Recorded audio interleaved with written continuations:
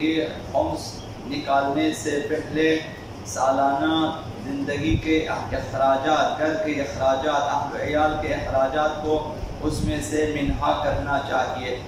جس قدر آپ نے خرچہ ہے اپنے لیے، اپنے اہل و عیال کے لیے، وہ خمس میں شمار نہیں ہوتا۔ جو بچت ہے اس میں سے آپ نے 20% دینا ہے بعنوان خمس۔ تو یہ جو کچھ ہم نے خرچہ ہے اپنی زندگی کی ضروریات میں، 3 شرائط کے ساتھ اس میں خمس نہیں ہے۔ پہلی شرط یہ ہے کہ اسراف نہ کیا ہو، زیادہ روی نہ کی ہو، ضرورت کے حساب سے خرچہ ہو، تو وہ جو کچھ خرچہ اس پہ خمس نہیں ہے۔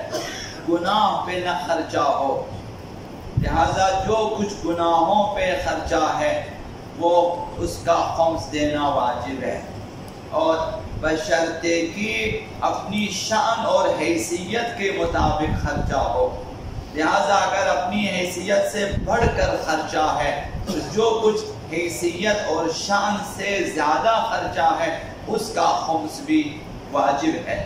تو بنا بری اگر مال اور ثروت، دارائی، درآمد جو کچھ بھی ہے حرام مقامات پر خرچہ ہو، انسان نے حرام کام کے لیے خرچہ ہو، شراب، کباب، مثلا بہت سارے حرام چیزوں کے لیے خرچہ ہو، اس کا خمس۔ اسی طرح اسراف کیا ہو، زیادہ روی کی ہے، ضرورت سے زیادہ خرچہ ہے، یا اپنی شان سے زیادہ خرچہ ہو، تو ان مقامات پر خرچ شدہ مال و دولت کو آپ نے حساب کرنا ہے اور اس کا 20% آپ نے نکالنا ہے۔ مثلا شادی بیاہ میں ڈول بازوں پہ جتنا آپ نے خرچہ ہے وہ گناہ اپنی جگہ، خمس الگ سے واجب ہے۔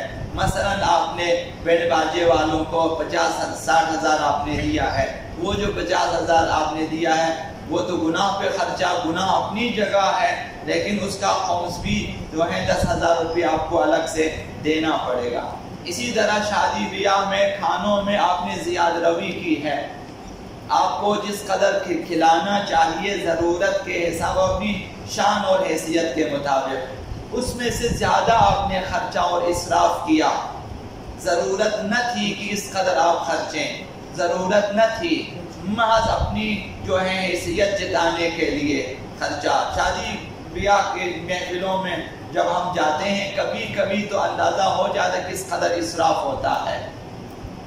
تو جو کچھ آپ نے اسراف کیا ہے، اسراف گناہ ہے، وہ اپنی جگہ، اور جس قدر مثلا 1 لاکھ روپے کا، 2 لاکھ روپے کا کھانا چاہیے تھا، آپ نے 3 لاکھ کا کھانا دیا ہے، اضافی آپ نے بنایا ہے، تو وہ جو 1 لاکھ اضافی آپ نے خرچہ ہے اس کا خمس دینا پڑے گا، 20,000 روپیہ اس کا خمس آتا ہے۔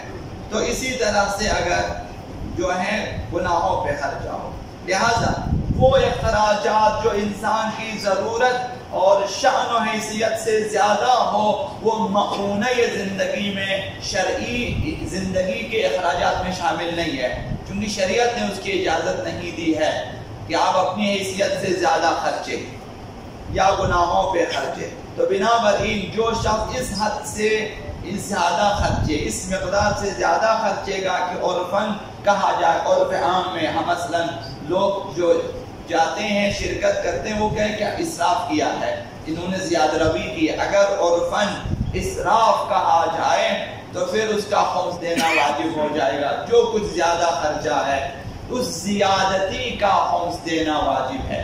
تو مثالیں دی آپ کی خدمت میں، مثلا اسی طرح حرام سفر میں انسان نے خرچہ ہو، حرام کاموں کے لیے سفر کیا ہے، یا مثلا سفر ہی حرام ہو، مثلا دائمی بیوی شوہر کی اجازت کے بغیر سفر کرے، مثلا غیر واجب سفر، تو اس کا وہ سفر حرام ہے، جس میں روزہ قصر نہیں ہوتا، جس میں نماز قصر نہیں ہوتی ہے۔ اب اس سفر میں جتنا اس نے خرچہ ہے اس کا خمس واجب ہے، گناہ اپنی جگہ اور خمس بھی اس کے اوپر واجب ہے۔ تو لہذا جو کچھ ہم لوگ گناہوں پہ خرچتے ہیں، ابھی یہ معاشرے کی جو ہے مصیبت ہے کہ اب ہماری خوشیوں میں جب تک گناہ شامل نہ ہو ہم اسے خوشی تصور نہیں کرتے۔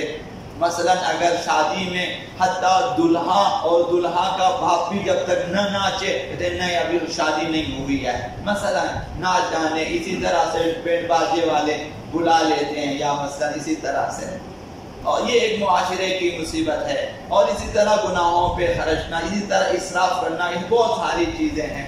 تو ہمیں چاہیے کہ گناہ اپنی جگہ کی اس کا گناہ ہے، دوسری چیز جو واجب ہے وہ خمس ہے۔ ہر وہ چیز جو آپ نے گناہ پہ خرچا ہے، ہر وہ چیز جس میں آپ نے اسراف کیا ہے، ہر وہ چیز جو آپ نے اپنی حیثیت سے زیادہ خرچا ہے، تو ان تینوں چیزوں کا حساب کرنا چاہیے۔ اور مثلا بعض زیادہ روی جو ہے وہ حرام نہیں ہے، لیکن اس خمس واجب ہے۔